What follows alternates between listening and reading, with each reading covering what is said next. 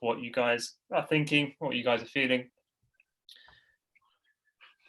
We'll give it another minute or so, just as we started a tad later than normal.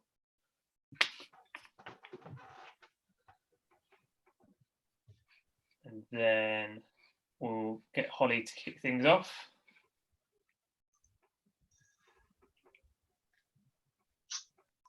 Okay, Holly, do you want to get us started? You're on mute, Holly. Hello, thought I pressed that. Morning, everyone. Welcome. My name's Holly. I'm MD of BIMA. Thanks for joining us this morning. So before I talk about today, I just wanted to mention a few of the things we've got coming up, because as many of you will know, we've been doing pretty much an event a day for the last 2.5 weeks, which has been fun. So tomorrow we have our weekly leadership roundtable. I think there are a couple of places on that still left, so feel free to join. And then next week we have a session for tech leaders specifically. Got some amazing speakers. I think the Chief Digital Officer of Lloyds is joining us. I think Head of Technology from Sky, so some brilliant people. And in the not too distant future, we have sessions on scenario planning, on funding opportunities. So aside from what the government are doing at the moment, where else can you look to be getting funding? We have a talk from applied futurist Tom Cheesewright on his new book, Future Proof Your Business. So I'm quite interested to ask him if he saw this coming. That's on the 23rd of April at 6:30, I believe. And there'll be tons more over the next few days. So the best place to find these is either on our website, on Eventbrite, or just join our Slack channel, and you can see everything that's going on there. But today we are talking specifically about mentoring, how important mentoring is in general, and also in the current context of COVID-19. As I'm sure most attendees here today will know, we run a quarterly mentoring program. It's a brilliant thing that we've been doing for a couple of years now. And we have a deadline coming up for the next cohort. So the deadline is the end of this month. So please do apply to be a mentee or a mentor. And that's with the idea that we will kick off that next cohort towards the end of May. Today, we are also announcing a brand new program that we've put together pretty much over the last 3 or 4 days, which is really a result of what we've heard from our members over the last couple of weeks. And it's got the catchy title of the BIMA COVID-19 Business Support Program. It's really for leaders of small businesses that are feeling particularly challenged, particularly overwhelmed right now. It's a 3-month program that you can apply for if you are a leader, you are a member, and you have fewer than 100 employees. And a big part of it is mentoring from our industry leaders within our community, as well as access to direct guidance on finance, on legal, business coaching support. So we hope it will be really useful for those of you out there that need it at this time. So both the standard mentoring program and the business support program are all on our website, and you can find all you need to apply. So that's me. Before I hand over to Rebecca, I just wanted to get Ant to briefly run through how the session will work, and any of the tech elements. You should have already got a poll flash up. Be great if you could answer that poll, so it'd be really helpful for the panelists. Ant. Yeah, thank you, Holly. Yeah, as Holly said, there's a poll that's flashed up. If you can't see the poll, it's most likely that you joined Zoom through your browser. So not to worry if you can't see it. But if you haven't answered, make sure you answer. It just helps our panelists kind of address what your key pressing concerns are. The way this is going to work, if this is your first time here, is that we want to make this as an interactive webinar. So you should see at the bottom of your screen a Q&A button. That Q&A button allows you to ask questions to our panelists. And what is great is that they can answer it live, or they can type up an answer in response to you. So please, any questions that you have, and we're encouraging you to ask those questions, please click the Q&A button at the bottom of the screen. One last thing, this is actually being broadcast live on YouTube. So if you want to share this link with your team, there'll be a follow-up email that will be sent around with a YouTube link broadcasting live. So this webinar will live on far into the future. So it lives on. So Rebecca, if you want to kick us off, go for it. Much. Good morning, everybody. Thank you very much for joining. I'm sure none of you are in your pajamas. I know certainly I have full suit attire on underneath the table here. As Anne said, I'm Rebecca. I'm the chair of the mentoring committee at BIMA. That committee's been going for about 4 years now. And we started it very much as a sort of test and learn type project, running it with just 4 peers. We ran a couple of sessions the first year, and we're now running about four cohorts every year now. So that's about 10 to 20 people on a cohort. And I think we've had about 200 to 250 people go through the program, and lots of people who've gone through as mentees return to be mentors, which is very nice. So today we thought we would get together and answer some questions and talk to you about what the program is, and then maybe give a wee bit of focus around the unusual situation that we all find ourselves in. If you have any specific questions, please ask them via the Q&A, but in general we'll be speaking about how mentoring would be very useful at the moment. Joined by a few fabulous people who are also involved in the committee and the program. So I will perhaps hand over to them now. So Jess, would you like to introduce yourself? Hi everyone, I'm Jess. I'm a Senior Marketing Manager and CRM Specialist at Reload Digital.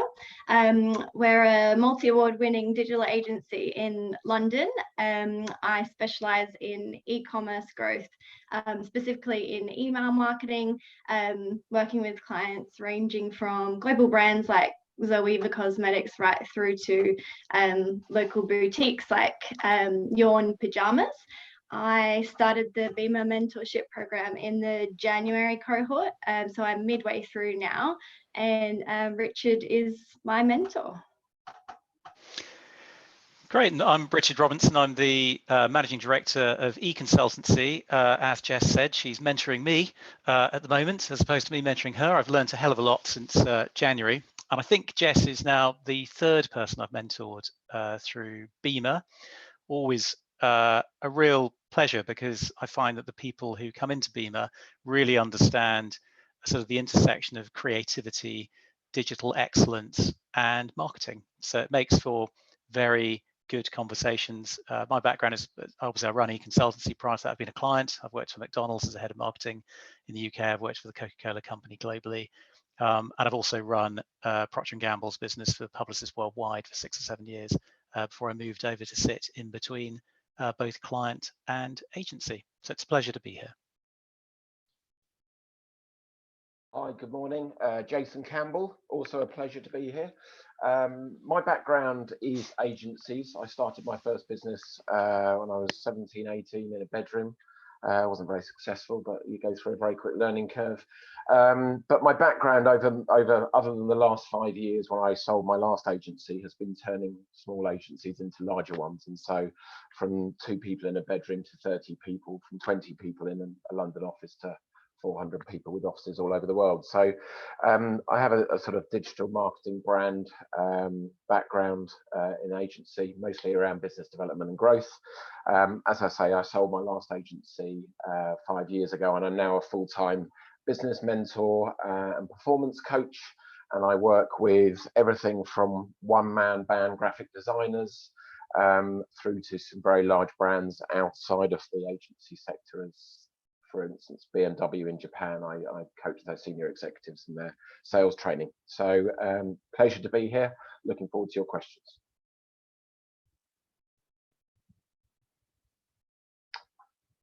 Rebecca, you're muted.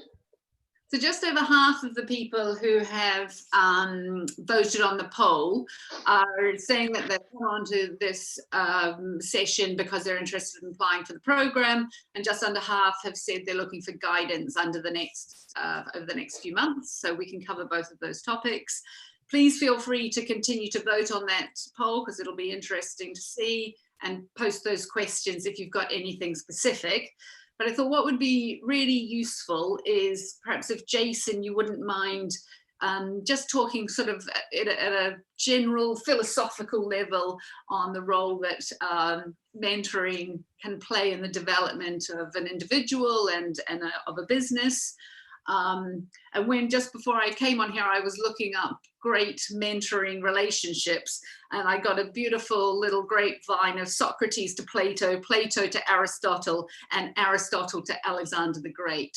So not to overplay BIMA's ability in mentoring, but Jason, take that away.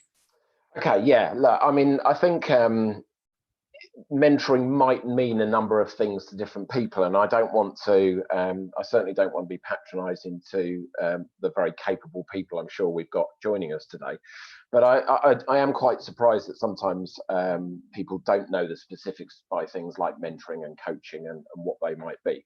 And I don't want to get into too much detail about that, but very simply, the difference between mentoring and coaching is that mentoring is imparting your knowledge and your experience and supporting that. And so using the experience that you've had in the industry or in your life or in your industry and work, and helping and supporting and imparting that on other people. So it's pushing your information to your mentee, whereas coaching is pulling. And that's the easiest way I can find of describing, which is asking challenging questions, ultimately changing your coachee's thinking, and that's getting them to do the work much more and you doing less work and making them work harder and own it. I think really what the last few weeks has changed is that my clients pay me for growth development. You know, I'm being paid to push them hard and to get them to take their business to the next level and grow. And in these, don't want to use the word unprecedented because it's been thrown around a lot, but in these times, I think it's only natural that those clients of mine have moved from a sort of push me hard, I want to take my business to the next level, to help, I need support. And so right now, mentoring feels like it should be more of a support than a push me hard sort of approach. That's the way I'm finding my clients have needed me over the last couple of weeks. And so I think that's something just to bear in mind, that if you read books or listen to podcasts on mentoring prior to coronavirus, they will be sort of, you know, making you be quite challenging and making people push forward and develop and take them out of their comfort zone. Still want to do that, but I think you've got to be much more aware now of, in this current market, of supporting anxiety, mental health, all the things that are not related necessarily to your job, but are incredibly important right now, and making sure it's an equal role. This is, you need to take away any sort of hierarchy or, you know, boss or anything. This is about support.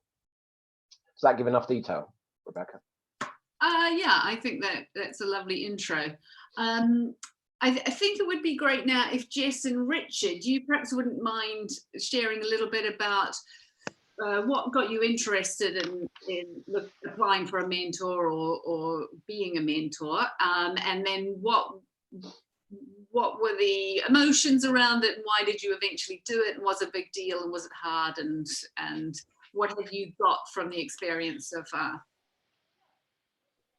Do you want to go first, Jess? Yeah. So I guess, yeah, I'm lucky enough that I work for a company that invests quite heavily in PD. So I'd actually heard from a few colleagues of mine talk about their experiences and recommend the program to me. So yeah, I guess initially my interest came from a need to increase my knowledge in the e-commerce space, but also to learn from someone outside of my day-to-day team.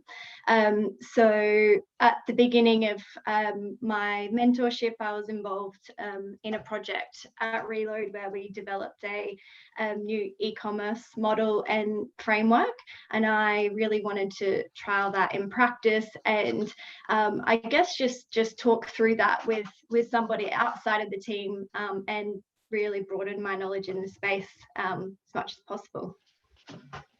That's interesting. You've said outside of your team a couple of times there.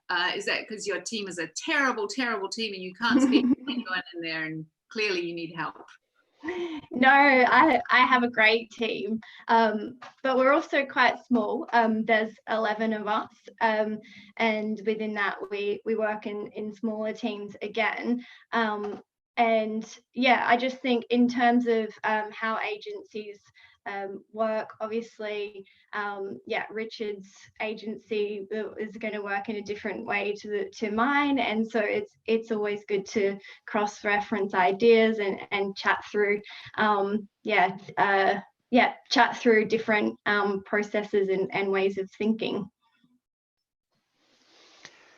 And then I got involved because I like, at the end of the day, I quite like helping people. It's hardwired into me, and I think way back when I've got a degree in educational studies, so I was training in primary schools teaching children up to the age of 9, and obviously I never fulfilled my vocation as a teacher, but then when I've come into industry, it's something I've always stayed very close to. I've had a sort of an ongoing belief that people, as they rise up through industry, have to pay back to the people that are coming behind them. They have to create a new guard of talent, whether they're inside their own businesses or whether they're outside of them.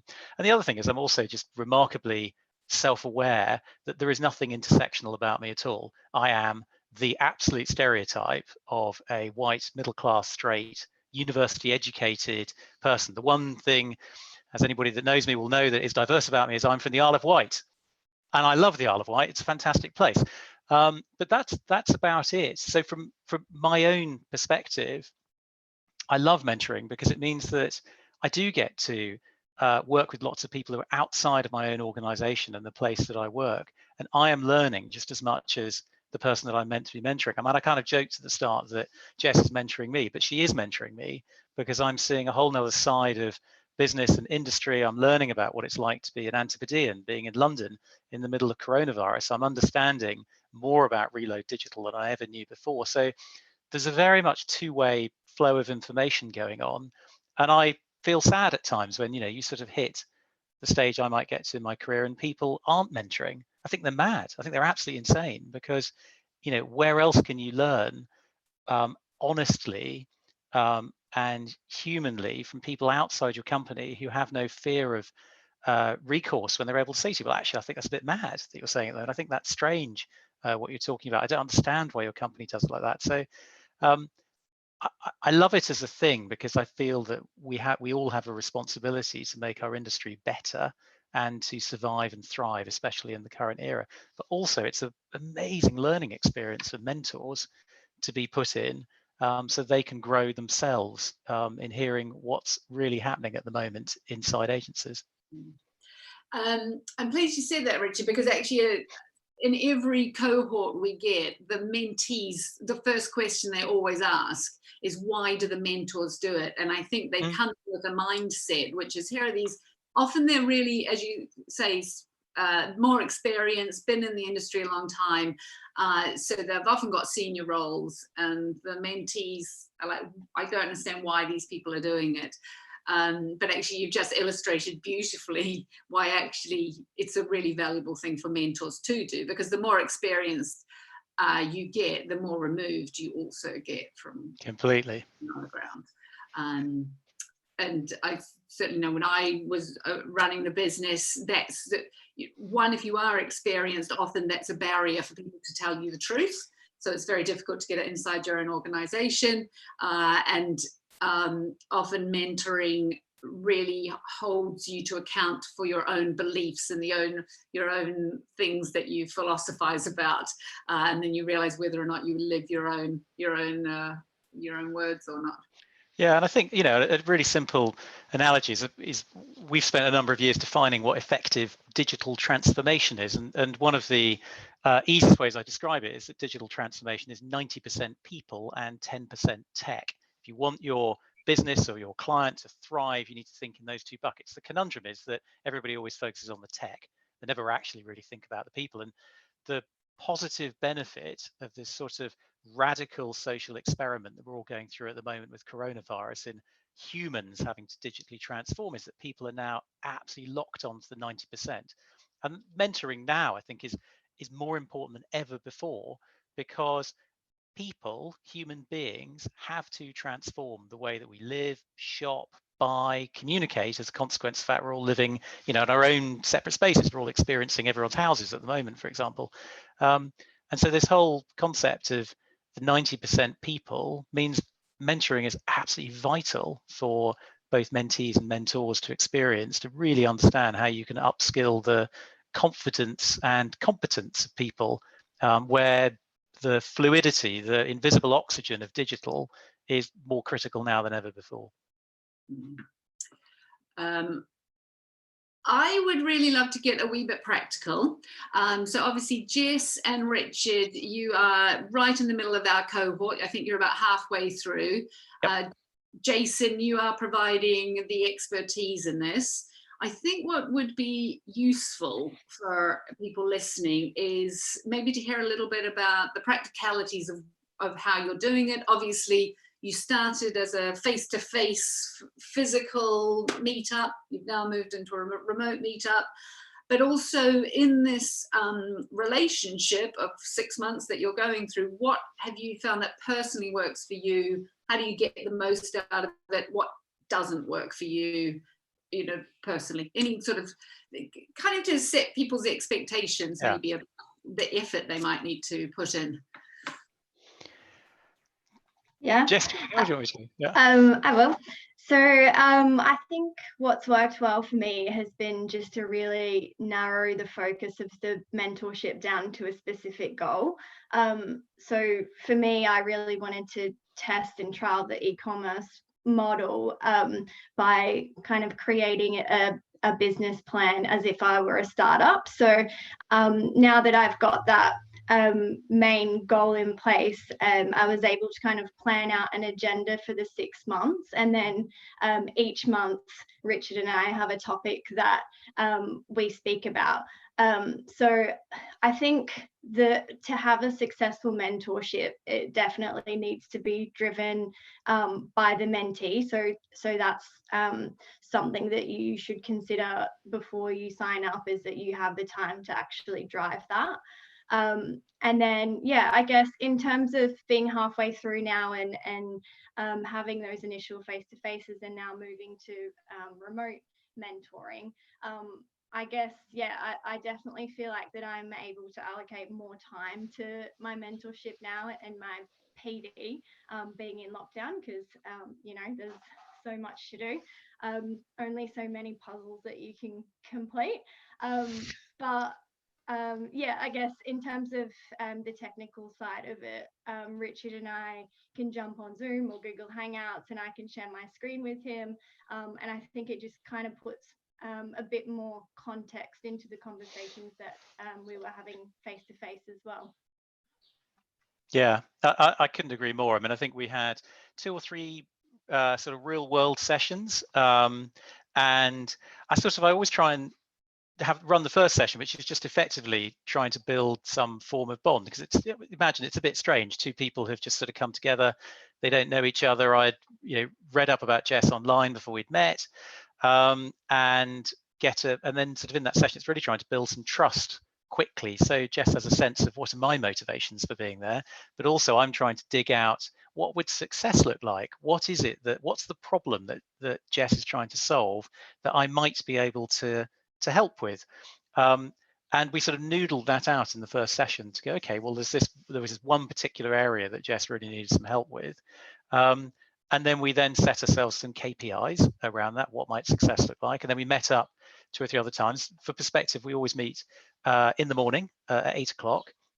I'm better in the morning than I am in the evening. So I think I was selfish on that point. But I also think that if you're mentoring and mentoring, you're not meeting for a chat, you're not meeting for a drink, you're not meeting for a social, you're meeting because there's a business outcome that the mentee wants and needs. And so I think I find meeting in the morning gets everybody really focused. So we had 2 or 3 sessions, but the big, I think, learning that I've had is that it's much easier now mentoring remotely, because as Jess said, she is going away and working on her next plan, and then we get together and she can flip up the screen and we're talking through the next piece of work that she's done and what her thoughts are, in a way that's much easier than sort of arriving and having to pull your laptop out and sort of giving a presentation through PowerPoint. It seems more effortless now in being able to have a look at what Jess has been working on, the progress that she's made, being able to add in contributions and hopefully add some value to how she's then able to get one step further, and the next meeting get another step further, and the next meeting get another step further, so we can get to the outcome that she wants to reach. Jason, do you want to add anything sort of on top of that? Because Jess and Richard have both touched on a lot of things I think resonate probably with the mentoring committee about what works, but what do you think from a professional point of view?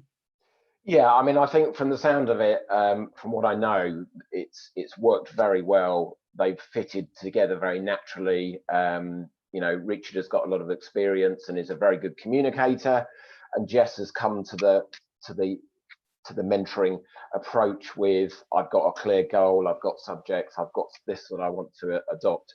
I think the only thing that I might add to help other people is that what we call in my profession is contracting, is sort of setting the scene at the beginning. In this scenario with Jess and Richard, it sounds like they've got on pretty well, and they've got into the flow of it, and it's absolutely about a sort of connection and rapport and all those sorts of things. But sometimes I have to be a bit more formal about that. People are paying money for me to sort of advise them, and if you're going to make progress and make development and you're going to make change, then exactly as Richard has said, this is not just a sort of nice chat. Sometimes it doesn't mean it's a nasty chat by any stretch of the matter. That's not what I'm saying at all. But what it means is, if you're really going to make progress and make development, then it needs to be sometimes challenging, and sometimes people need to say things that maybe they wouldn't say. If you're sat in the pub with your friend, or you're having a conversation with your family, we all have a radar for things that we go, right, well, I'm not going to say that, although I'm going to think it. And mentoring and coaching allows for that radar to move slightly, and allows you to be, or should be, more vocal with what you're thinking, because if you do that, that's how your mentee will grow and develop and get the best out of your experience. So to set the scene for that, and it's no more, we call it contracting in my profession, but it's no more complicated than, look, obviously I want to get to know you, it's really good to know you and everything, but if I hear something that I don't agree with, or you hear something that you don't agree with, this is not a one-way thing. Are we happy to just sort of put it on the table and say it and be really honest? Are you happy for me to, not maybe in this environment, are you happy for me to coach you hard? Are you happy for me to mentor you and be really brutally honest about it? It's very rare, if ever, somebody will turn around and say to me, I don't think I've ever had it, no, if you could just sort of, fluff it up for me and blow some smoke up, that's not gonna get anyone anywhere. So everyone says, no, absolutely, give it to me as it is. And I think if you can have that conversation at the beginning, and it's no more complicated than that, it sort of gives you both permission to get a lot more on the table and to discuss a lot more. Because by saying that, yeah, okay, if we hear something, and I want to reiterate that it's, as I say, mentoring is a sort of two-way thing. So if the mentor is going to be challenging, they also, I think, need to invite challenge back. And so, Jess needs to be comfortable going, well, actually, Richard, I don't agree. In my experience with our clients, I've had this. What you don't want to have is a scenario where Jess, and I'm not suggesting Jess would do this, doesn't sound like she would for a second, but where a mentee feels like, oh, okay, I just need to be told what I'm doing, and all of the ownership is from the mentor. So we need to find a level playing field where really good communication and really honest communication, even if sometimes it's uncomfortable, can happen. Yeah, and if I could just back that up, I mean, I like mentoring, so I'm mentoring 9 people at the moment, but the ones that are successful are the ones that adopt the exact approach that Jess has taken. Jess has entered into this because she wants to achieve a method of improving who she is and to achieve a particular goal. You know, the times I've mentored people and it hasn't worked, and we very quickly both concluded that it hasn't worked, is where there's a sort of an expectation that might be together for an hour, but I'll be talking for 59 minutes, and I'm sort of, very quickly you realize that actually there was no plan or theory other than normally it's sort of my boss told me to get a mentor, or I don't really know what I'm looking for. But the other side of it for the mentors is that, in the people that I've mentioned, you have to accept that you might be leaning into areas that you weren't expecting to go into. So I've had to deal with, I had to help people deconstruct and face into bullying, racism, sexism, copious drug taking in an office in one instance, theft, and actually really helping people understand. You've got Jess, who has a very clear business need. None of those things relate to Jess, by the way. And others sometimes are just finding themselves in scenarios where they're in the work and they need somebody to openly communicate some of the situations that they're finding themselves in and ask a fundamental question. Somebody asking it, is this normal?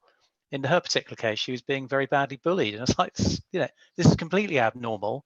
This shouldn't be happening. And how do I intervene? I had to intervene with her chief exec, which was, overstepping the mark on my part. But it was the situation sometimes mentees find themselves in, is just being able to ask very genuine questions and not realizing whether something is appropriate behavior or not. And as a mentor, that's what you sign up to, and it's what you're there to do. You're there to help individuals grow and thrive and find the role that's perfect for them.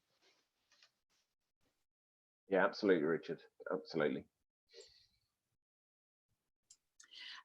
Jason, it would be great if you could talk a wee bit about the lines about what mentoring is and what it isn't, and especially, I guess, in this time of COVID, I think if you're mentoring a business owner, they're going to have certain issues. If it's a manager, if it's a member of staff, everyone's going to have different issues about themselves and their role in this time. And I know that we are quite defined at BIMA about what we think the mentoring role is and what it isn't.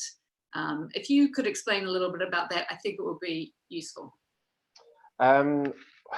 Yeah, I mean, prior to a few weeks ago, it was, as I said earlier, to repeat myself, it was very much around driven. I do work with a number of agency owners. Then after a time, they asked me to come and work with key people in the business or stuff.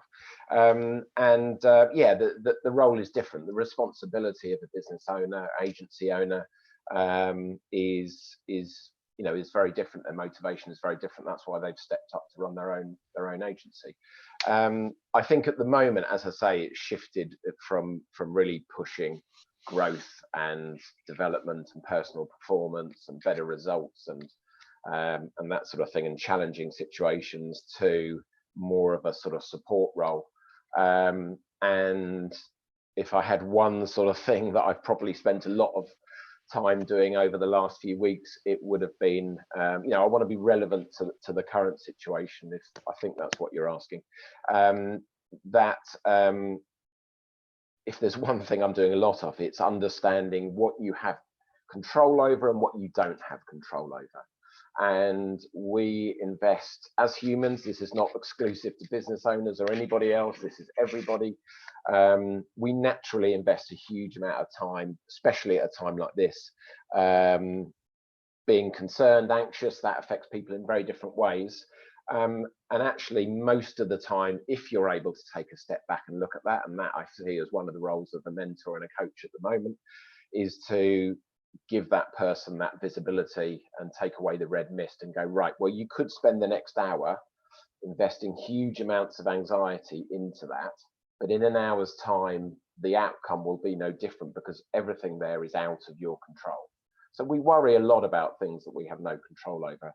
Now, there will be people maybe listening today that will be saying, well, that's easy for you to say. I've got to pay my mortgage and I've got to pay, you know, my loan, and I've got to pay my staff, all that sort of thing. I'm not by any way belittling the pain and anguish that people are going through by at the moment. And it's a hell of a lot easier said than done to say, you know, just focus on the things that you can make a difference on. But right now, I'm finding that is helping clients to really understand what they can make a difference in, what they could use this time for, what they could invest in their business. For the last 5 years or 12 years of coaching and mentoring, almost every time the biggest challenge I have with my clients coming back every 2 weeks is that they haven't had the time. Nobody's ever got the time, and time is the one thing we can't get any more of. Well, we have just been handed, some of us have just been handed a lot more time, and so how can you use that? What is the most effective way of using that? And then trying your hardest not to invest too much energy into the things that we literally can't control, because virtually all of this scenario is out of our control, unfortunately. And there's some comfort from, you know, I did a LinkedIn article a few days ago just on our slight comfort that we are all getting from the fact that we are all in the same boat, and it's non-discriminating, and everybody in every industry is going through it at the moment. Yeah, and I think that was useful. But I think Richard touched on a point, especially where mentoring or coaching falls into counselling. And I can imagine at this time, a lot of business owners might be falling into the need for counselling, or even coaching. And I mean, what's the expectation from this program? Because mentors might be coming on having never mentored anyone before, being confronted with questions that actually they feel they might need to be able to answer, but they only have their experience, they're not professionals. How would we speak to them about that? How would... Yeah, I mean, I work with you know, some husband and wife business owners, and you know, I say a lot of my clients are small businesses, and you do get pulled into, you can't have really good conversations with people and not get information about their sort of personal private life and that sort of thing, which obviously moves into sort of counselling. I think as coaches and mentors, we've got a responsibility not to pretend to be or think that we are counsellors unless we've had that training. And so there are scenarios where I've been pulled into and thought, blimey, I wish I'd trained to be a counsellor because I need that right now. But yeah, I think you'd need to be careful about pulling yourself into a scenario that is specifically around counselling and those sorts of things. But you can't have conversations with people without picking up on emotions and being able to read those. And we're all pretty good without even knowing it at reading the emotions off somebody. You know, we see that, most of us. I also do some work with some barristers, and they have less of a radar for it because they're paid to be to do what they do. But yeah, most people have got a pretty good radar for seeing pain in somebody or anxiety, and that needs to be spoken about. The difference between you know, the coaching and the mentoring, as I say, the coaching is a different cap where you're making the person work a lot harder, and you know, it would take me a long time to go over and explain in detail what coaching is, but it's asking challenging questions and getting the mentee or the coachee to be to do the work. And you will find yourself, you know, I don't switch between those two and tell my clients I'm now coaching you and I'm now mentoring you. It's part of the conversation, but I know when to push harder and to ease back a bit, and I know when to be challenging and to be less challenging. But ultimately, you know. And I think in this program, it's very much a mentoring program. So what we are doing is we are matching people who have experience in the mentee's area that they are looking for help in, and really what they are doing through those conversations is they are sharing that experience. Absolutely, yeah. Rather than coaching or counselling. And if it does get anywhere near looking like it might need more professional help, we do ask people to flag that up, and then we help people get professional help. Yeah, and it's so definitely...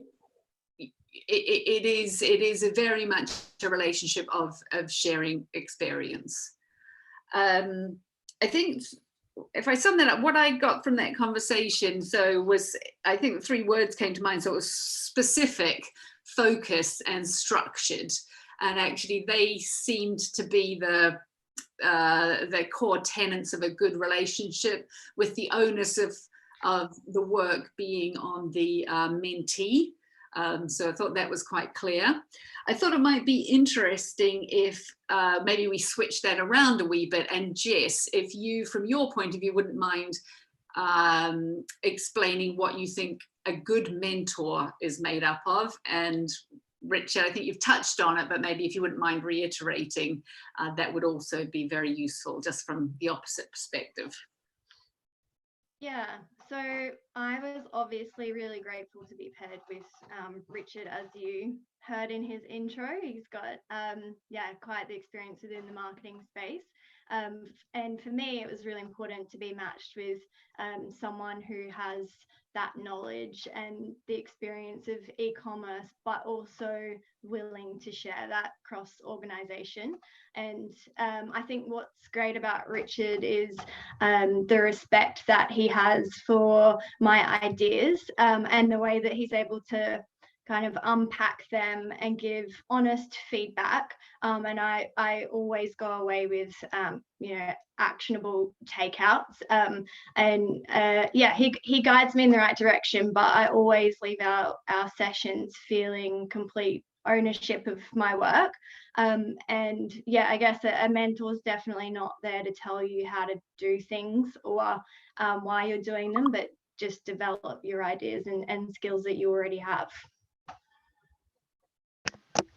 And from my side, yeah, I mean, I think as a mentor, you just got to want to do it, which I know might sound a bit silly, but or a bit basic. But if you want to be a mentor, you've got to be able to commit the time. You've got to, on a human level, be wanting to lean in and get and engage, I suppose. And I think, there's a line I've been using a lot, which, we're in an environment now where everybody, no matter who you are or what your background, needs to lean in and learn right now, because we're all in, to use Jason's word, unprecedented times. But, we are in a world where, every day is a school day for me at the moment. I'm learning stuff that, was unimaginable 4 weeks ago. And actually, from mentees like Jess, I'm getting a completely different perspective. But that's because as a mentor, I walk into this going, I'm about to go through a learning experience myself. I am going to, give everything that I can give, and ultimately, I want to see Jess succeed. And there's a really nice point as a mentor, which is, you go through this sort of quite intense period for about 6 months where your mentee needs the information and the empathy that you're going to bring to the situation, and then they just stop calling. And they don't get in touch with you anymore. And on the one hand, BIMA goes, well, it's only a 6-month program, get to the end of the 6 months, and then, that's it. And I always say to my mentees, look, you can phone me up whenever you like. It doesn't matter. I'm not a great one for, for worrying about how long or short it takes. But there is just a natural point where mentees just stop phoning you because they've achieved what they wanted to achieve. And that's a fantastic place to be, because I had breakfast with my previous BIMA mentee about 2 months ago. He's now the senior marketing manager at Audible, which is obviously part of Amazon, doing amazingly well. And I was sitting there going, oh my God, am I meant to be pitching to her now to maybe hire e-consultancy because of how brilliantly she's doing? That's not really because of me. She just had the drive and the capacity to achieve. And does AK, her name's AK, does AK need to be in contact with me anymore? No, not really, because she unlocked the next stage of her career, which was what she was looking to achieve.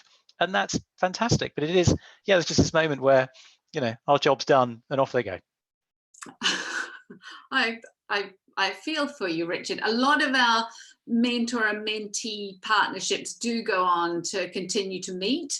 We put a 6-month program window on it because it gives focus. So around that whole specific focus structured message, having a beginning, a middle and an end, we find actually helps people achieve goals. Beyond that, people are very welcome to develop their relationships as and when. We've got about 10 minutes left. There's a couple of things I wanted to touch on. One, I would like to go through actually specifics of applying for a mentoring program. So we can talk through that and what gives you sort of the biggest advantage in getting a successful match. But also I wouldn't mind just touching on those types of roles that I mentioned before. So business owners, managers and employees, and the current situation we're going through in COVID. I would love to hear from anybody listening to this about very specific issues you might have at the moment that you would be looking for mentoring support for. I think Richard has already posted this on the sort of on the questions, but if you've got anything, that richness of detail would be very interesting for us.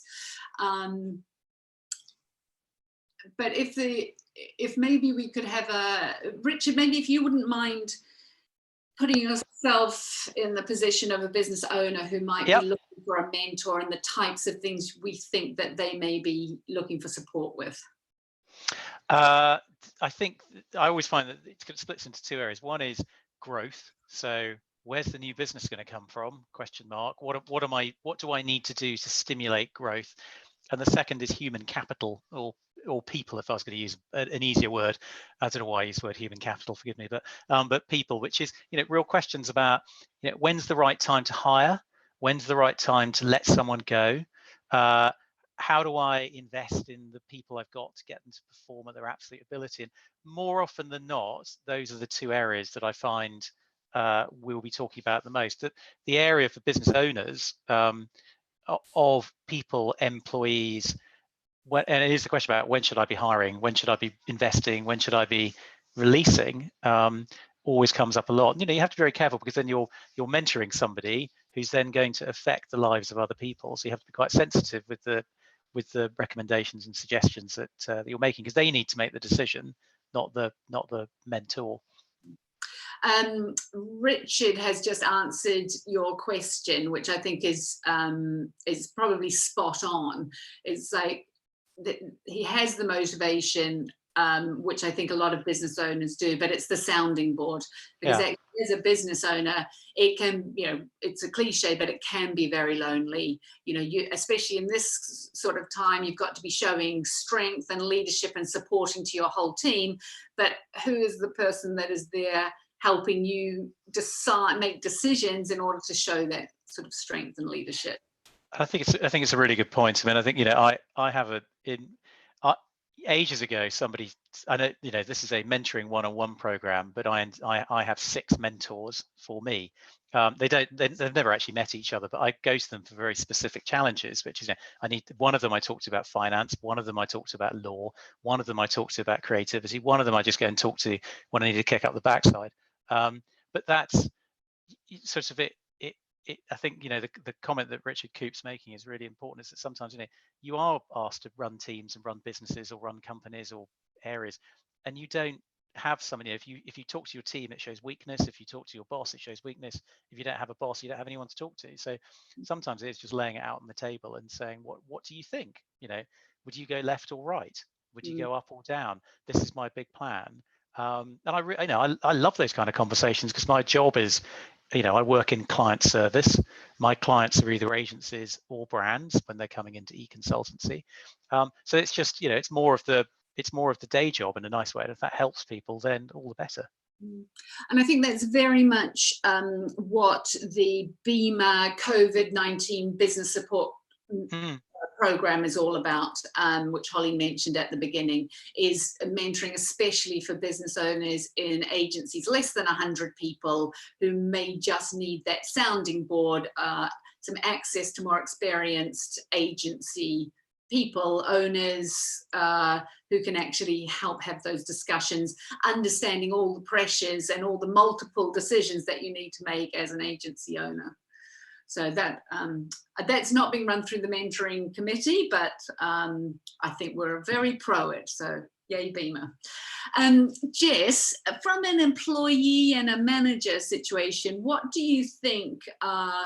What do you think the issues around COVID might be for people at the moment?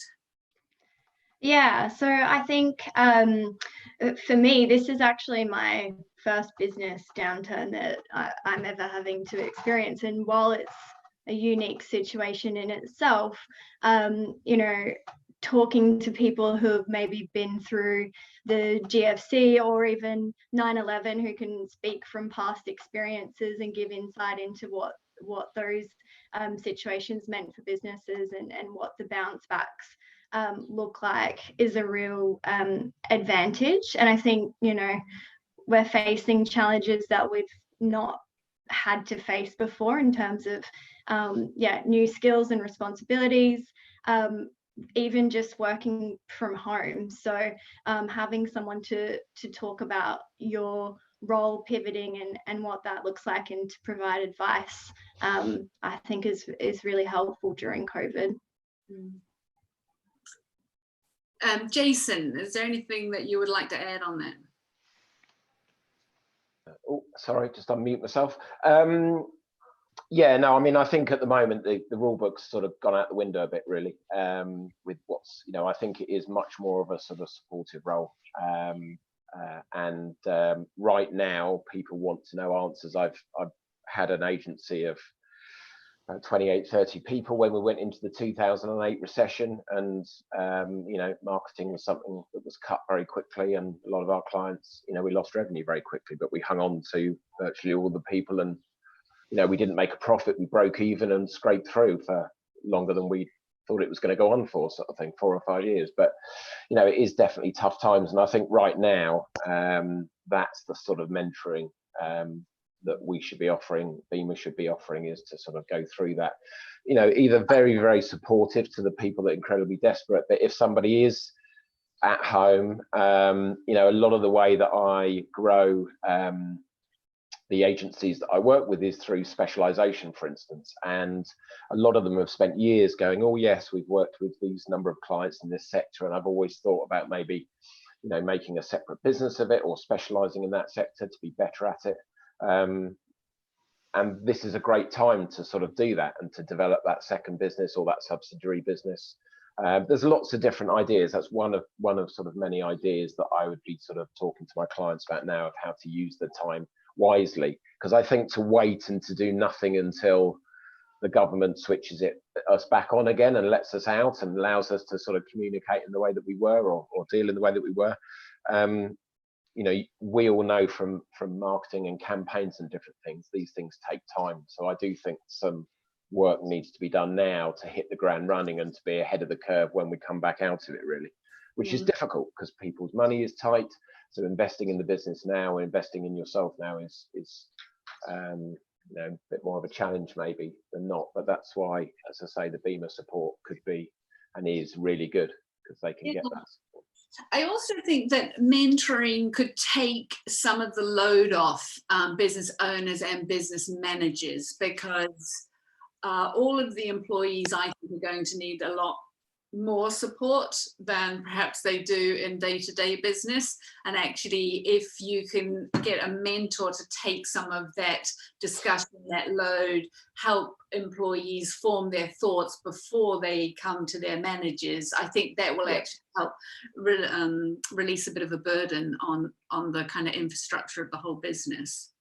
Absolutely, yeah. Just bouncing ideas off people and just being able to talk about it. And you know, it's no different to your friend, as I say, in the pub, family member coming to you and going, you know, what do you think, and that sort of stuff. It's, you know, let's not overcomplicate what mentoring is. It's just really good conversation, and I don't think right now is the time to be super challenging and pushing people to, you know, to try and change the world. Right now, we just want to be really, really supportive, and it's no more complicated than that. Really good conversations and getting things on the table that we sometimes wouldn't talk about. Okay, we've got a few minutes left, and what I would like to talk about is the actual process of applying to the program. And how you get the most out of it. So the first thing for people who are interested is the application. How do you apply? You go to bima.co.uk/mentoring, I think, and you fill in the form. The form is a really simple Google form. It's only got a few questions on it, but having seen lots of forms filled in over the last 4 years, I strongly urge you to be expansive and specific in your response. You know, where we get a thought out response, it makes it incredibly easy for us to match you with someone who's really, really right for you and for what you are trying to achieve. Where it's very general and you haven't given it that sort of thought, it just makes it a lot harder, and it's more likely that either you won't be matched up or you won't be matched up with the best person. We are also all on hand here at BIMA and at the council. If you have any questions about that form and you want to talk it through beforehand, that's no problem. Ant has just actually put the link into the webinar chat. It's not at all what I said it was. It's bima.co.uk/BIMA-programs/mentoring. We've got a couple of questions. So one of them was, how much time should a mentor and a mentee expect to put into the program? And the other one being, what kind of background do we accept? So Jess and Richard, quick answer, what kind of time commitment have you found this to be? I normally spend probably at least half a day each week in the 3 or 4 weeks leading up to my chat with Richard. Definitely depends on what your goal is, but yeah, I guess the theme of this webinar has been you get out of it what you put in. So yeah, as much time as you can, really. Yeah, and from my side, I'll spend about half an hour before the session refreshing myself, reminding myself where we got to at the end of the previous one. There's then an hour when we meet up, and then I then write up my notes for half an hour afterwards, normally send Jess an email with, here's what I think we just agreed. And then that's what I then go back to before I then start the next session. We probably meet every 3 weeks, I think, at the moment. And so that's sort of, so it's sort of a couple of hours for me as a mentor over a 3-week period, which I think is fun. You know, but like I said, the bit about Jess, which is exceptionally brilliant for the mentor, is you come exceptionally prepared for the session. So, you know, so even if I wasn't doing the follow-up, then I know that Jess already knows what she's doing anyway. The follow-up, by the way, is more for my benefit than it is for Jess's, just so that I have my head straight on what we just agreed. There are lots of mentors who will automatically, you know, which I endorse, ask the mentee to do the write-up. Jess does that herself, and then I do it in parallel, just so that there's no opportunity for me to forget what happened in the previous meeting. And at the beginning of the program, we sort of say that we would expect a minimum of 3 meetings over the course of 6 months. Most people, I think, kind of meet around once a month. And some people also meet on an ad hoc basis. It's, as Jason was talking about the contract, you decide that in your first meeting. The matching, I've got a couple of questions on, well, let's talk first about backgrounds. So this program is open to anybody with any background who is a member of BIMA. So we've had everything from sort of, we've had DevOps, we've had data analysts, we've had e-commerce, we've had marketing, and then we have the sort of, I suppose, the course kind of roles of creative project management, client services, and development. The more, especially if your role is perhaps a new type of role or one where there isn't lots of other people in the industry doing it at the moment, the more specific you can be about what you're are looking for on your form, the easier it is for us to match you. And it may not be with someone who has the exact same job, but it will be somebody who we feel has had experience in what you are trying to achieve. And where we make matches that seem a little bit left of center, we do talk to you and explain why we think that this match would be appropriate, and everybody has the opportunity to take that match or not take the match. That's in all matches, actually. We've got a couple of questions from Lisa around matching. How the matching works is it's very, very manual. You fill in your form, and then 3 or 4 of us from the committee get together over a series of sessions, and we go through everybody's form, and then we actually match you based on what you have put on that form. And we try and keep you as anonymous to us as possible, because we don't want to introduce any bias. So that's why what you write on the form is very important. And where you have special requests, you know, should you want somebody from a particular geographic region or a particular gender or particular experience in something, we try very hard to match that as well. And as I said, if it's anything that doesn't sort of look like a really square fit, we do speak to you about that beforehand. Lisa, I hope that answers your questions.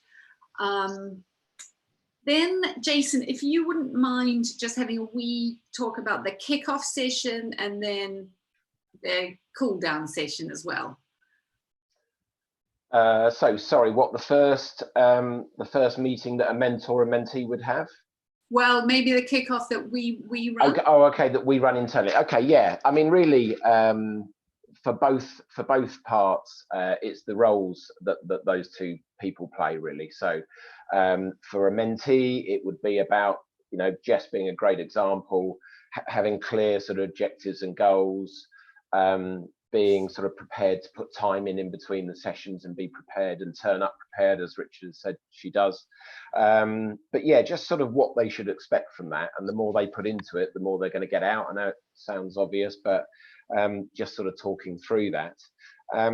And for the mentors, it's about some of the, you know, a lot of the stuff we've been talking about today, really, which is what their role should be, what they should be doing, you know, some techniques around good coaching and good mentoring that they can then use if they've never mentored before. It's really that sort of introduction to what their expectation is, trying to make it really simple and easy to understand. It's good conversations, it's challenging thinking, it's that sort of thing.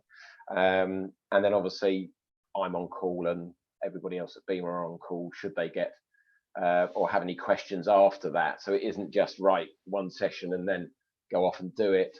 We're very much there to support the mentors through the program. So that's really important that they know that. Yeah, great. What we have found is a very strong correlation between people who come to those kickoff meetings. We run one for mentors and one for mentees, and the success of the partnership. So it is actually incredibly important that you come to those sessions. And so that is something that really is mandatory. So we announce the dates of the sessions when you apply, and you kind of need to be available to come to this. Okay, I think that is sort of it, unless anyone's got any last messages that they would like to share. Jess, Jason and Richard, thank you very, very much for your time, and for everyone who has joined online, thank you very much. And if there are any follow-up questions, please do just ping them through to BIMA and we will get back to you. But we hope that we see all of you at some point in the program, either as a mentor, a mentee, or even both. Thanks, everyone. Thanks, Rebecca. Thanks, Jess, literally our hardest working mentee ever, I believe. Thanks, Richard and Jason. It's, as Ant mentioned, this is going to be available, or is now available on YouTube. We will post a follow-up on Slack, and hopefully some of our participants will be on Slack as well if you've got any further questions. And we'll also send a follow-up email. So yeah, thanks everyone. Have a good rest of the day, and see you soon. Great. Thank you. Great. Thanks everybody.